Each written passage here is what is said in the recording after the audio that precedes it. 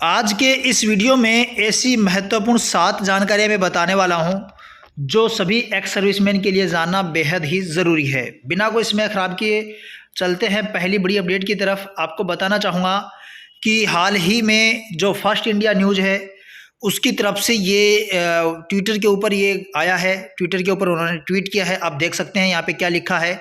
इसमें लिखा है कि क्या फिर बढ़ने वाली है केंद्रीय कर्मचारियों की सैलरी। ये मैं अपनी तरफ से नहीं कह रहा हूँ, आपको बताया मैंने शुरुआत में ही। फर्स्ट इंडिया न्यूज़ जो है उसकी जो ट्विटर है उसके ऊपर ही आया है। इसमें आगे लिखा है कि महंगाई भत्ते पर सरकार ले सकती है बड़ा फैसला।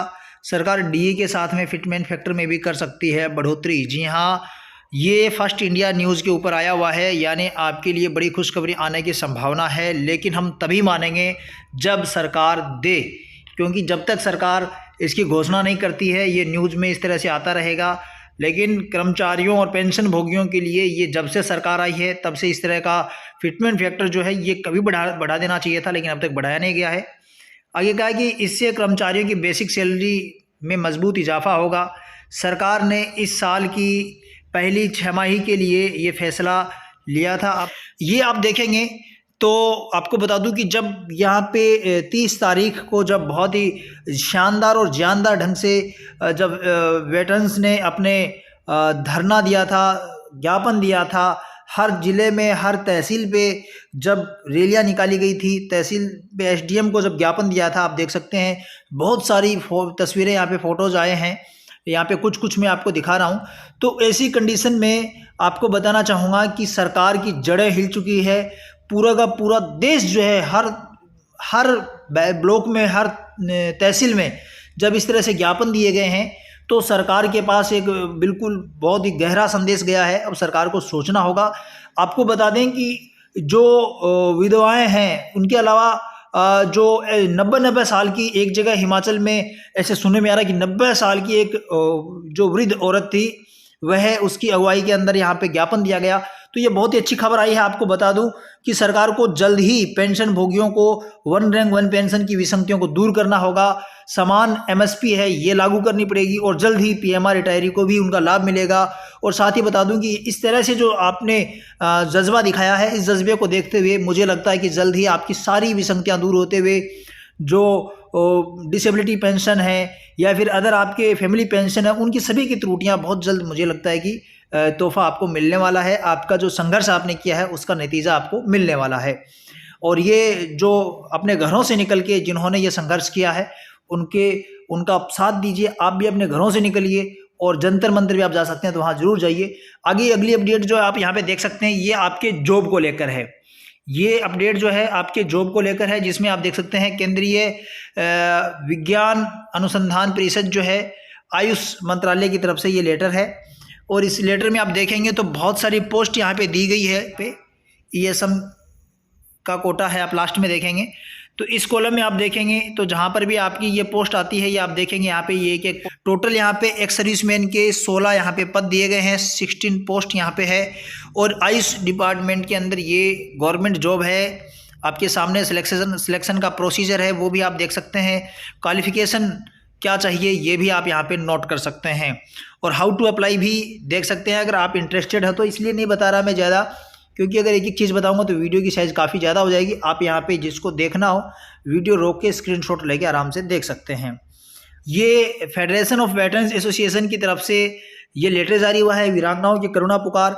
आगे इन्होंने लिखा है कि जब हम अपने पतियों की शहादत के बाद ताबूत में उनके शव हमारे घर पहुँचते हैं, ये बहुत ही बड़ी वेदना यहाँ पे, करुणा यहाँ पे है।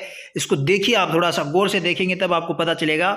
ये लिखते हैं कि हमारे पतियों की शहादत के बाद उनके ताबूत में उनके शव हमारे घरों में पहुंचते हैं तो एक तरफ राष्ट्र रक्षा के लिए बलिदान का गर्व होता है, पर इंसानी वेदनावश अचानक भविष्य को अंधकार में देखते हुए शहीदों के माता पिता, भाई बहन, पुत्र पुत्री और परिजनों द्वारा किए जाने वाले रुदन और क्रंदन प्रायों को भी रुला देता है। ये हकीकत बात है कि एक तरफ गौरव उनको महसूस होता है, गर्व महसूस होता है, लेकिन जो अंदर से जो रुंदन क्रंदन निकलता है उसको देखकर वहाँ खड़े हुए लोगों को भी यहाँ पे आंखें वो गीली हो जाती हैं। रह रह कर उठने वाली शहीद वीरांगनाओं की चित्कार, बेहोशी की हालत में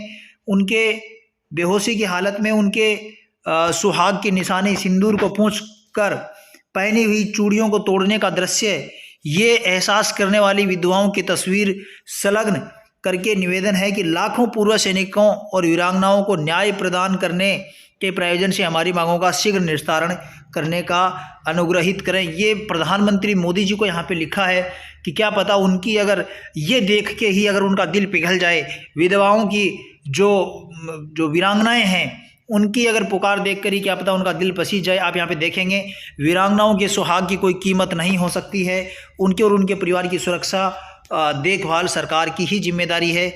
तो आप यहाँ पे देखेंगे बहुत ही यहाँ पे दर्दनाक नज़ारा आपके सामने है। तो ये सरकार को सोचना चाहिए, कम से कम वीरांगनाएं जो हैं जो अपने सुहाग को देश के लिए कुर्बान कर चुके हैं, ऐसी वीरांगनाओं की सरकार को पुकार करनी चाहिए। ये फेडरेशन ऑफ वेटरन्स एसोसिएशन ने जो राष्ट्रपति महोदया को जो लेटर दिया है, ज्ञापन दिया है, उसके अंदर कौन कौन सी मांगे हैं, ये एक कमेंट आया था मेरे कि सर कौन कौन सी मांगों को यहाँ पे ज्ञापन में दिया गया है। तो ये आप देख सकते हैं, इन मांगों को दिया गया है, आप यहाँ पे देख लें। पहला लिखा कि राष्ट्र रक्षा में समर्पित रहे लाखों पूर्व सैनिकों, युद्ध वीरांगनाओं और दिव्यांग पूर्व सैनिक लंबे समय से अपनी मांगों को उचित तरीके से समाधान के प्रयोजन से आंदोलनरत हैं। नंबर 2 में आप देखेंगे कि देश के हर कोने से 3 अप्रैल 2023 को जिलाधीशों के माध्यम से 30 अप्रैल 2023 को माननीय सांसदों के माध्यम से विभिन्न मांगों का ज्ञापन आपको प्रेषित किया है। ये लिख रहे हैं कि इसको राष्ट्रपति महोदया को, ये आपके संज्ञान में पहले से होगा। आगे लिखा है बिंदु नंबर 3 में लिखा है कि 20 फरवरी 2023 से लगातार आपका ध्यान आकर्षण करने के लिए जंतर मंतर के ऊपर पूर्व सैनिक और वीरांगनाएं हैं, वे धरने पे बैठे हुए हैं और उनको 100 दिन पूरे हो चुके हैं, इनका कोई संज्ञान सरकार ने अभी तक नहीं लिया है। जी हाँ, बिंदु नंबर 4 को देखो, बिंदु नंबर 4 में कहा गया है कि आपकी सरकार की दीर्घ प्रतीक्षित 1 रैंक 1 पेंशन और अन्य मांगों को स्वीकार किया था। पूर्व सैनिकों के बड़े वर्ग जो है, गैर अधिकारी वर्ग जो है 97% जो आते हैं, उनके संबंध में सही तथ्य प्रस्तुत नहीं किए जाने से उनकी मांगों के संदर्भ में गैर ऐतिहासिक भेदभाव और अन्यायपूर्ण फैसले हुए हैं, जो पूरी तरह से इस वर्ग को ठगा गया है। बिंदु नंबर 5 में आप देखेंगे तो कहा गया कि आपसे विनम्र निवेदन है कि लाखों पूर्व सैनिकों द्वारा गठित हमारे संगठन फेडरेशन ऑफ वेटरन्स एसोसिएशन से वार्ता करके उन मांगों को शीघ्र निस्तारण करने की कृपा करें। ये और अब ये काम की बात आती है आपकी पेंशन को लेकर। आपकी इस महीने की पेंशन है वो लगभग सभी पेंशनर के खाते में क्रेडिट हो चुकी है। अब यहाँ पे कुछ जो पेंशनर हैं, एक पेंशनर का मेरे पास मैसेज भी आया था कि उनकी डिसेबिलिटी की पेंशन है। पिछले वीडियो में आप देख सकते हैं ये कमेंट आया हुआ है कि डिसेबिलिटी अलाउंस जो है ये उसमें नहीं आया है। तो आपके भी इस तरह का अगर कोई समस्या हो तो मुझे बताएं, ताकि इसके बारे में फिर ज़्यादा जानकारी ली जा सके। एडिशनल पेंशन जो है वो 80 साल से ऊपर वाले पेंशनर हैं उनको लाभ मिलता है। हालांकि ये मिलना चाहिए, लेकिन हो सकता है कि अब की बार कह रहे हैं कि कुछ इस तरह के अलाउंस नहीं मिले हैं। अदर अलाउंस आपको अगर मिलते हैं वो सभी मिले हैं तो ठीक है, अगर नहीं मिले हों तो आप मुझे कमेंट करके ज़रूर बताएं, ताकि इसके बारे में ज़्यादा जानकारी है वो प्राप्त की जा सके। अगली खबर जो आ रही है ये आप थोड़ा सा इसको गौर करें, ये समझने का प्रयास करें, तब आपको थोड़ा सा यहाँ पे पता चलेगा। ये confederation of x paramilitary forces जो हैं उनकी तरफ से यहाँ पे ये लेटर है, और ये लेटर आप देख सकते हैं, लेटर लिखा है टू श्री नरेंद्र भाई मोदी जी ऑनरेबल पीएम। और यहाँ पे ये लिखते हैं इस लेटर में ये मंत्र का जो प्रोसेस चल रहा है उसी के संबंध में लिखा है, लेकिन इसकी लास्ट लाइन आप देखेंगे तब आपको यहाँ पे कुछ और ही मिलेगा। आप यहाँ पे देखेंगे कि ये एक्स सर्विसमैन जो हैं, जो पैरामिलिट्री फोर्सेज के हैं, CRPF, BSF, ITBP, SSB, CISF, इन सभी के जो एक्स आर्मी हैं, पैरामिलिट्री फोर्सेज के असम राइफल्स है, ये 20 लाख हैं, 12 लाख तो सर्विंग हैं और 8 लाख हैं वो रिटायरी हैं। इस तरह का यहाँ पे बताया गया है।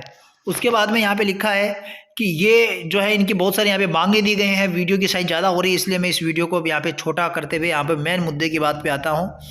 यहाँ पे ये इन्होंने लिखा है कि इस तरह से हमारी बात को ध्यान में रखते हुए 7 मेंबर हमारी वेटरन्स के वो आप उनको आप बुलाएं। ऑनरेबल पीएम जो है उनको लिखा है कि माननीय प्रधानमंत्री जी, आप हमारे जो संगठन के 7 सदस्यों को बुलाकर और उसके बाद में आप हमारी मांगे हैं उनको ध्यान से सुनें। अब अलग अलग संगठन अगर अपने अपने सदस्यों के लिए बोलेंगे भी 7 हमारे सदस्यों को बुलाइए, दूसरे वाले जैसे फेडरेशंस ऑफ वेटरन्स एसोसिएशन है जिसके सानिध्य में ये इतना बड़ा धरना प्रदर्शन हो रहा है, इन्होंने अपने संगठन के साथ वार्ता करने को लेकर यहाँ पे कहा है।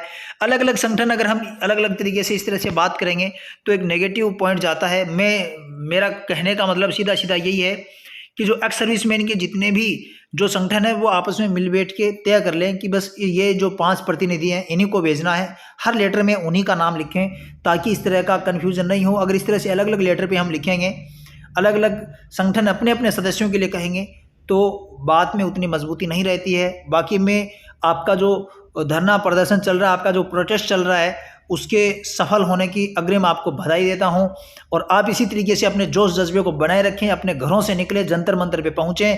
अगले वीडियो में आपको फिर अपडेट, जो नई अपडेट आती है वो आपको प्रोवाइड कराएंगे।